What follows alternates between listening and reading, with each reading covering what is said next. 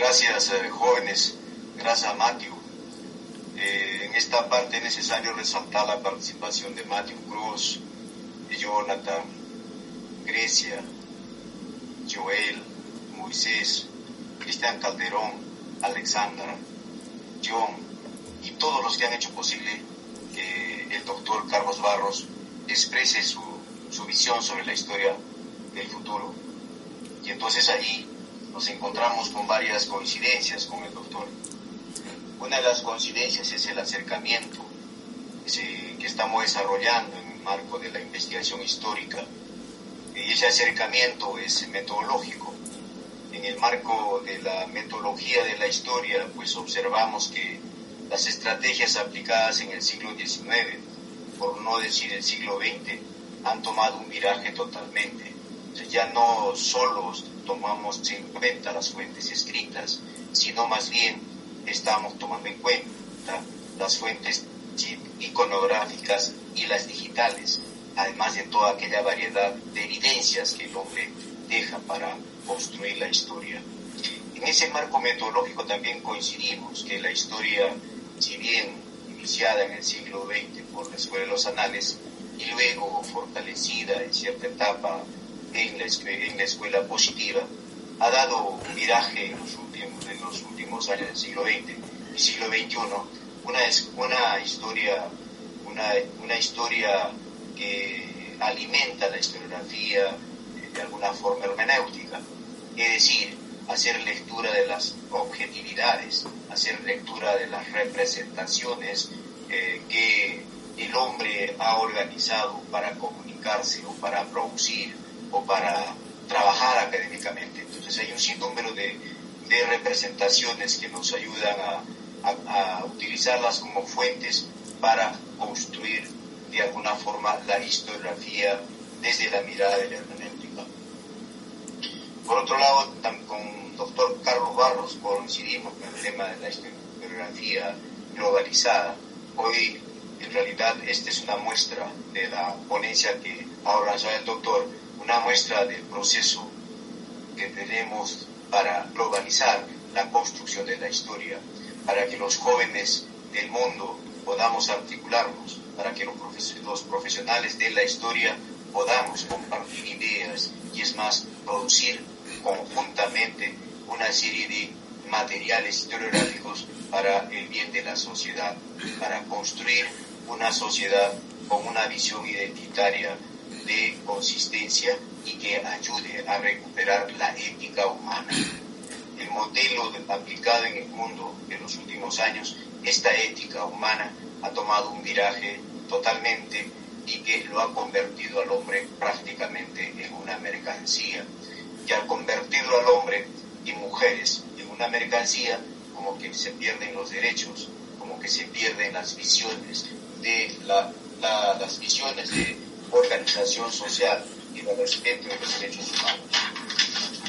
Por otro lado, tenemos que coincidimos también, pensar históricamente significa contribuir al desarrollo. Y entonces, al contribuir al desarrollo, tenemos acá una mirada que articulamos a todas las ciencias. Trabajar la historia del conocimiento, la historia de las industrias o la historia de tecnologías es una tarea nueva que tenemos que explotarla y organizarla. De esa forma, al tener ese conocimiento podemos estar dando explicaciones cómo han ido masificándose las tecnologías y cómo se ha ido explotando en el mundo esas tecnologías y utilizadas como una mercancía altamente rentable, y que el mismo discurso universal ha hecho que lo consintamos como una cuestión mística, como algo inalcanzable. Sin embargo, estamos demostrando, solo con esta conferencia, por ponerle ejemplo, que no es místico. Las tecnologías las podemos, si están al acceso del ser humano, al acceso del historiador fundamentalmente, entonces nos articulamos y construimos una visión muy fuerte. Esto también equivale a que estas mismas formas de organización que se han dado en España, en Europa, en América Latina, de igual forma, lo más representativo históricamente es explicar los movimientos juveniles del siglo XXI en el Perú, solo para hablar del siglo XXI. Ese movimiento que le llamamos los puntines, que se produjo a raíz de la publicación de ciertas normas que los sometía y que les cortaba derechos. Pero también hay un movimiento juvenil extremadamente que se le ha denominado la generación del Bicentenario, que ha reclamado, se ha movilizado por defender la democracia.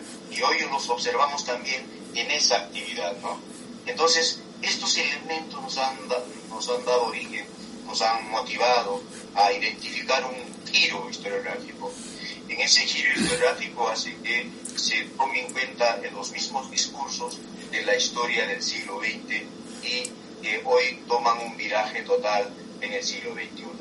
Doctor, en razón a todos los chicos que nos han motivado para que usted forme parte de esta dinámica, de esta socialización del conocimiento, así que lo felicitamos nuevamente, una brillante exposición que hace que pensemos diferente y es más, como historiadores, pensemos históricamente, no solo del pasado, sino los procesos de desarrollo que tiene la humanidad desde una mirada histórica muy bien planificada o muy bien organizada. Muchas gracias, doctor, infinitamente agradecido por su gentileza, por su cordialidad al haber aceptado esta nueva propuesta de internacionalizar las escuelas de historia en el contexto de América Latina. Es una muestra significativa y estoy seguro que esta no va a ser la única vez, sino más bien usted, con su característica que tiene especial de personalidad, también nos estará acompañando en los próximos años o en el futuro con actividades académicas de mayor realce y tal vez presencialmente. Doctor, muchas gracias. En realidad los chicos están muy preocupados en organizar el segundo Congreso Internacional de Estudiantes de Historia y eso hace que estén construyendo la antesala para de esa dinámica. Infinitamente agradecido, doctor. Un fuerte abrazo.